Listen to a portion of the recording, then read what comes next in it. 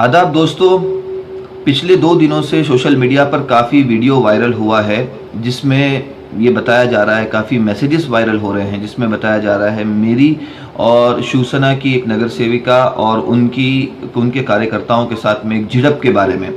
तो मेरे साथियों की तरफ से काफ़ी दबाव था और वो कह रहे थे कि भाई इस बारे में आपका एक स्टेटमेंट जारी हो। इसके लिए मैं वो स्टेटमेंट देने के लिए यहाँ पर आपके सामने हाजिर हुआ हूँ।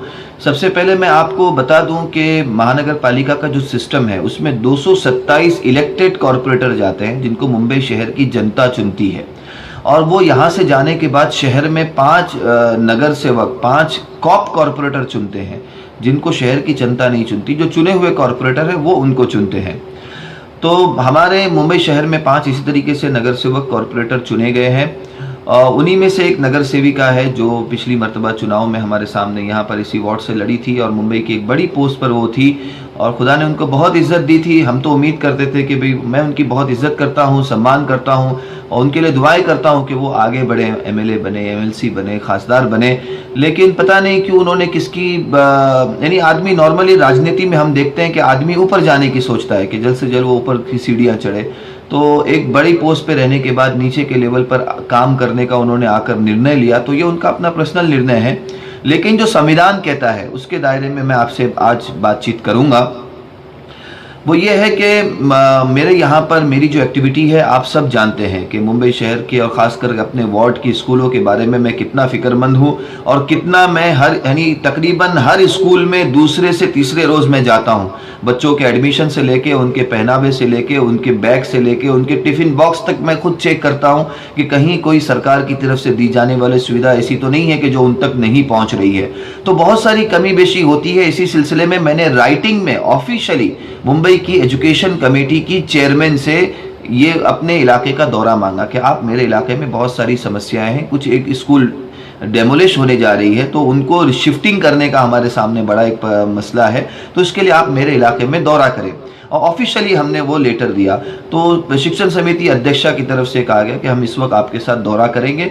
तो कुछ लोग वहाँ पर गंद फैलाने के, मैं अपने शब्दों के लिए बहुत कड़ा शब्द है लेकिन मैं बहुत माजरत के साथ कहना चाहता हूँ, हकीकत में वो लोग आए थे गंद फैलाने के लिए और कोई वजह नहीं थी और कोई रीज़न नहीं था। मैंने बहुत बर्दाश्त किया कि भाई सीनियर है, जाने दो, मामला हल होने दो। हम लोग राजनीति करने के लिए नहीं आए हैं, हम लोग स्कूल की बेहतरी के लिए आए हैं, तो हम उस पर बात करेंगे।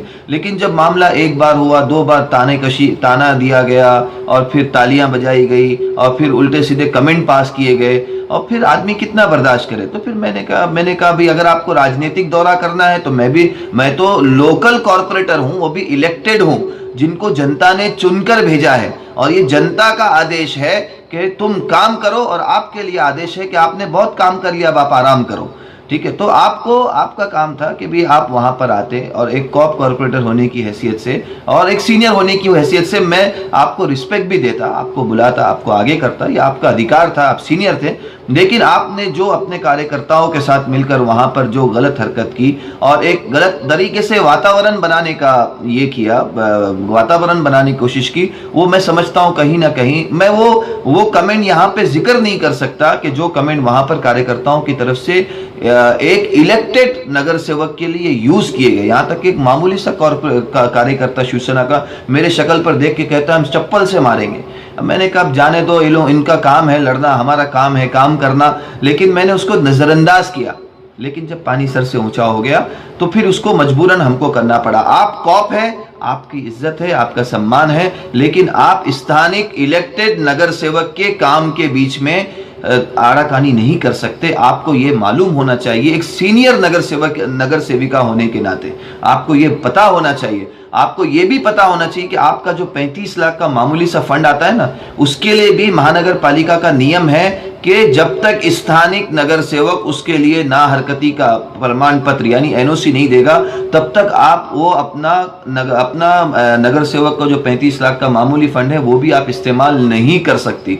जब आप अपना फंड बगैर इलेक्टेड नगर सेवक के एनओसी के आप इस्तेमाल नहीं कर सकते, तो उनके ऑफिशियली कामकाज के दौरे में वहां पर आना, अड़चन डालना, नारेबाजी करना, राजनीति करनी थी, इलेक्शन में कर ली, बहुत कर ली, और अभी राजनीति करने का वक्त नहीं। अब जनता ने मुझे काम के लिए वक्त चुना है। मैं काम करना चाहता हूं, एक विजन लेकर आया हूं, एक नीयत लेकर आया हूं। आपसे उम्मीद करता हूं आप अपनी सीनियरिटी का लिहाज रखेंगे और मामूली छोटी ऐसी हरकतें नहीं करेंगे जिससे आपकी सीनियरिटी पे दाग पड़े, और आइंदा कभी इस तरीके से ऑफिशियल काम के अंदर दखल अंदाजी नहीं करेंगे। वरना अगर राजनीति करनी है तो राजनीति मैं भी कर सकता हूं, मेरे खून में राजनीति है, मैं भी 100-150 आदमी जमा कर सकता हूं, लेकिन मैं चाहता हूं कि कुछ काम हो, जनता का काम हो। हम आपस ही हमारी राजनीतिक विवाद अपनी जगह रखते हैं। दोबारा इलेक्शन आएगा, दोबारा जनता के बीच में जाएंगे, फिर जनता फैसला करेगी किसको काम का मौका देना है, किसको नहीं देना है। अब 5 साल जनता ने मुझे मौका दिया है, मुझे काम करने दें। आपको अपने क्षेत्र में जितने लेवल पे जो काम करना है आप वो काम जरूर करें, लेकिन इलेक्टेड और चुने हुए प्रतिनिधि के काम के बीच में रोड़े ना अटकाएं। बहुत बहुत शुक्रिया, धन्यवाद, थैंक यू।